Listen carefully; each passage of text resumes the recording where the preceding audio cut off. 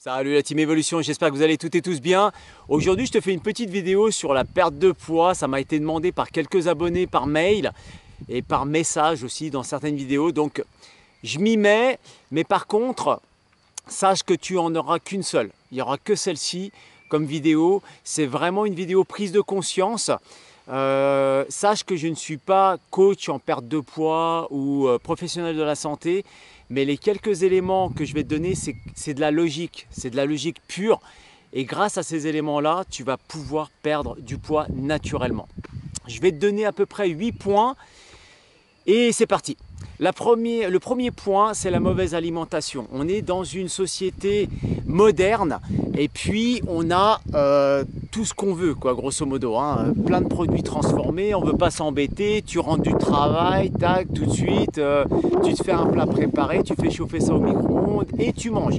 Le seul problème, c'est que c'est rempli de produits qui ne sont pas sains pour toi, qui risquent de te faire grossir et qui ne sont pas sains pour ta santé. Donc, la première chose à faire, c'est de te munir d'un agenda, tu vois, hein, sur l'année complet, jour par jour, où tu puisses noter ce que tu manges tout au long de ta journée et qu'est-ce que tu fais comme activité aussi tout au long de la journée. Ce qu'il faut faire aussi, c'est un bilan médical. Va voir ton médecin généraliste, il te connaît mieux que moi et si jamais tu dois perdre du poids, il va te donner aussi des bases qui vont être importantes, qui vont être cruciales. Donc, va déjà faire un petit bilan de santé chez ton généraliste.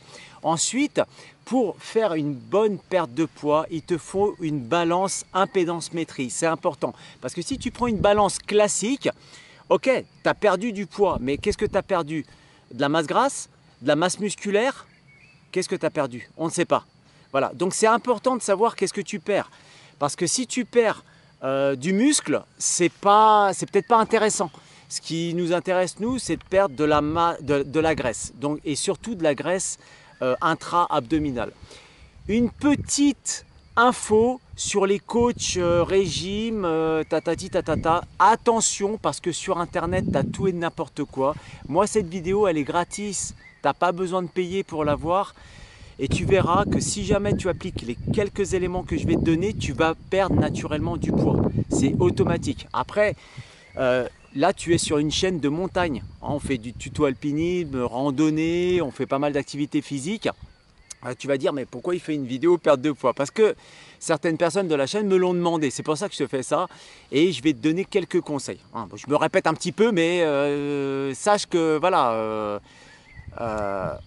c'est sérieux ce que je vais te dire. Donc la graisse intra-abdominale, tu peux la mesurer. Donc pour vous, mesdames, vous prenez un mètre à couture et pour vous aussi, messieurs, vous pouvez prendre un mètre à couture et faire le tour en fait de votre taille au niveau du nombril. Tu peux serrer, il n'y a pas de souci. Donc pour vous, mesdames, si vous êtes au-dessus de 80 cm de tour de ventre, au niveau du nombril, toujours la mesure, vous êtes dans la limite. Mais si vous êtes entre 80 et 90 et au-dessus de 90, là, franchement, il y a vraiment nécessité de faire une perte de poids. Et pour vous, messieurs, si vous êtes au-dessus de 94 cm, max 104, enfin max, et au-dessus de 104 cm, là, il y a danger. Donc, il y a vraiment utilité de faire une perte de poids. Faites attention parce que la graisse intra-abdominale, elle s'installe tout doucement avec l'âge. Tu vois, on en prend tout doucement un petit peu. C'est un peu comme les pièces dans la tirelire. Tu vois, une par une et puis au fond, après à la fin, tu casses la tirelire et puis tu as un gros paquet de pognon. Et bien là, tu as un gros paquet de graisse. Donc il faut faire super gaffe, il faut vraiment s'en occuper très rapidement. Hein. Donc dès que tu as l'alarme qui s'allume, tu prends conscience et tu y vas. Deuxième point, c'est les produits alimentaires industriels. Je t'en ai parlé un petit peu dans l'intro. Maintenant, il va falloir que tu prennes conscience de quand tu vas au magasin acheter tes produits, il va falloir lire les étiquettes, il va falloir décoder un petit peu. Tu vois, c'est une prise de conscience. Quand tu vas regarder une étiquette de produit, il y a pas mal de produits qui rentrent dans la préparation de ton produit final. Et tu as des fois des émulsifiants par exemple ou alors des graisses saturées. Ça déjà c'est pas bon. Par exemple, les graisses saturées, c'est des mauvaises graisses. Les émulsifiants, il y en a, ils sont dangereux, ils sont même cancérigènes. Donc là, tu vas sur Internet et tu tapes la liste des émulsifiants, les E500 et quelques, E135, etc. Et tu vas voir, ils vont te mettre tout le descriptif et tu vas savoir si c'est un émulsifiant qui est dangereux pour ta santé ou pas. Là, tu vas pouvoir faire le tri. Donc, apprends à décoder un petit peu les étiquettes. Ça, c'est la première, chose, la première prise de conscience. Tu vois, quand je t'ai parlé des graisses saturées, les graisses saturées, à la base, ce n'est pas une mauvaise graisse. C'est une huile, par exemple, qui est bonne. Et puis, on va faire un système de... Comment dire, les industriels font une hydrogénation du produit pour en fabriquer plus. Voilà. Mais toi, ça va te mettre en danger. Parce qu'après, cette huile, elle devient mauvaise, grosso modo, si tu en abuses. Donc, le deuxième point, c'est les produits alimentaires industriels. Il faut que tu aies une prise de conscience. Il va falloir que tu décodes un petit peu toutes ces étiquettes qui sont affichées sur les aliments avant de les acheter. Le troisième point, il faut que tu privilégies la qualité des produits. C'est très important. Prends des fruits frais si possible. Des légumes frais si possible. Riz, pâtes, pain complet. Tu vas voir, il y a de la fibre. Privilégie les viandes blanches. Remets le poisson au menu, c'est important. Des fois, on a tendance à le délaisser. Moi, le premier, et je me force. Voilà, on se force à la maison à manger un peu plus de poisson. Quand tu prends, par exemple, un œuf de ferme et un œuf acheté en grande surface, ne me dis pas n'importe quoi. Dis-moi vraiment la vérité. Si tu as déjà goûté un œuf de ferme, de la ferme, par exemple du jour ou de la semaine, et un œuf industriel, enfin un œuf industriel qui est élevé en batterie, tu verras, ça n'a rien à voir, c'est pas la même chose. Donc tu vois, la qualité des produits, c'est important. Après, tu vas me dire, ouais, mais c'est plus cher. Oui, c'est plus cher, bah t'en manges moins. Voilà, tout simplement. Tu n'es pas obligé de te goinfrer de 6 œufs par jour. Tu en manges beaucoup moins. Les produits locaux aussi. Essaye de privilégier les produits locaux. Hein, si jamais tu as une ferme à côté de chez toi, bah, n'hésite pas à sympathiser avec les personnes qui vendent ces produits-là, à discuter avec eux, à savoir comment est-ce qu'ils les cultivent, qu'est-ce qu'ils mettent dedans quand ils arrosent, etc. Donc c'est important. Et puis comme ça sera le plus sain possible. Tu sais d'où ils viennent, c'est traçable direct. Et tu ne manges pas quelque chose qui est venu de derrière la planète et peut-être qu'ils ont mis des conservateurs dedans ou plein de choses, plein de saloperies, t'en sais rien quoi, tu vois. Donc essaye de connaître au maximum les produits que tu manges et de qualité. Tu peux manger des graisses insaturées. Celles-ci, c'est des bonnes graisses, tu vois. Et puis dans les graisses insaturées, tu as par exemple l'huile de lin, l'huile de colza, tu as... l'huile de noix, les graines, etc. Attends 2 secondes. Hé Athéna, qu'est-ce que tu manges là? Viens ici. Ouais, parce que je te fais cette vidéo un petit peu en live, on est dans la Cambrousse, tu vois. Il y a même Toulouse qui est derrière, c'est le cheval. Super sympa. Viens ici là. Viens ici. Ne mange pas n'importe quoi toi. Ouais, on est obligé de faire un peu la police aussi. Reste ici, assise. Voilà, bah tu restes assise le temps que je termine la vidéo. Voilà, t'as gagné. Donc, comme je te disais, privilégie des produits de qualité et le plus possible frais et non transformés. Ça, c'était le troisième point. Le quatrième point, c'est la quantité de nourriture.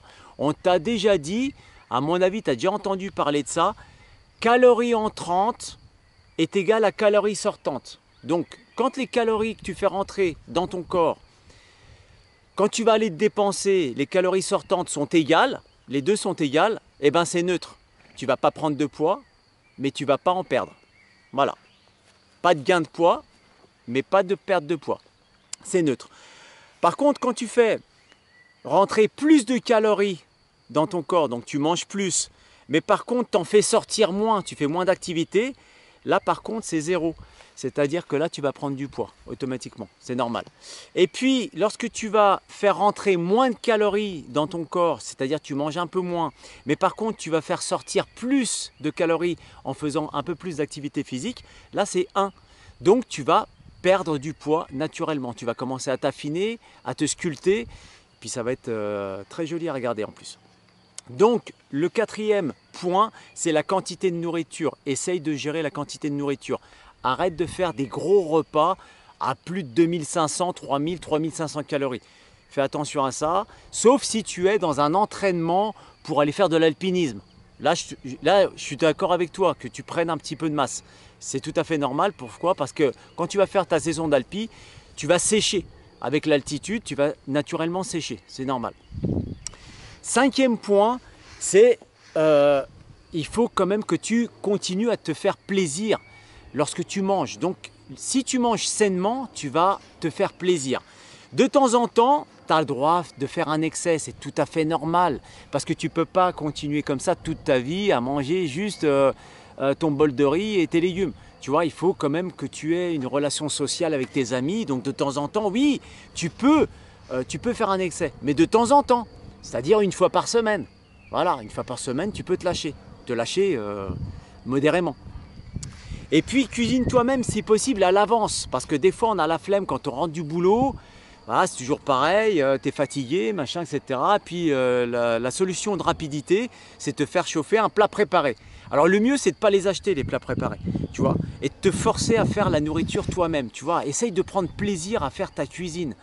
Tu verras, tu vas retrouver un petit peu les bonnes odeurs, les choses qui sont saines, quoi. Et au moins, tu sais ce que tu mets dedans.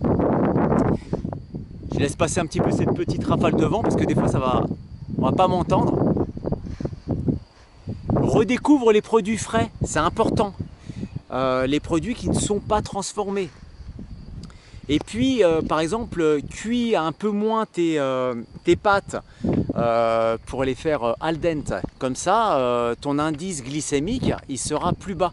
Parce que si tu les fais cuire et tu les rends toutes molles, par exemple tes pâtes, je ferai un exemple pour les pâtes, hein, ça peut être autre chose, mais si tu fais cuire tes pâtes trop longtemps, elles vont être toutes molles et puis ton indice glycémique, il va être hyper haut, quoi. Tu vois, donc naturellement, rien qu'avec la cuisson, tu peux déjà te jouer sur l'indice glycémique. Et puis bien sûr, ça je te l'ai dit tout à l'heure, quand tu cuisines toi-même, tu sais ce que tu mets dans tes plats. Donc c'est très important, voilà, comme ça tu vas limiter un petit peu les cochonneries hein, dedans. Bien sûr, tout ce qui est sauce, machin, etc., les gommes de machin, enfin, c'est pas sain, c'est pas sain. Élimine tous ces produits-là. Élimine aussi tous les produits qui sont très sucrés, les pâtisseries, les pâtisseries industrielles, le sucre en abondance. Le sucre, il y en a partout, hein. Il y en a vraiment partout, partout, partout, partout. Le sixième point, fais une cure d'eau. Ne bois que de l'eau. Arrête de boire des sirops sucrés, les boissons gazeuses sucrées, là, tu vois, je ne vais pas te citer les noms, mais tu les connais. C'est des bombes explosives. Ça, tu prends du poids, mais vraiment comme ça, quoi. Donc, mets de côté toutes ces boissons qui sont un piège, hein, qui sont le reflet inverse de la société. Hein. C'est une image très négative parce qu'en fait, on cherche à te rendre addict. Donc, c'est sucré, ton cerveau il aime, il en veut encore une petite goutte, et du sucré, puis tu t'en rends pas compte et tu prends du poids. Attends, je surveille ma chienne, je sais pas où c'est qu'elle est. Ah, elle est là. Je la surveille parce que je sais pas ce qu'elle mange là. Ouais, ça va. Elle est là, elle mange rien.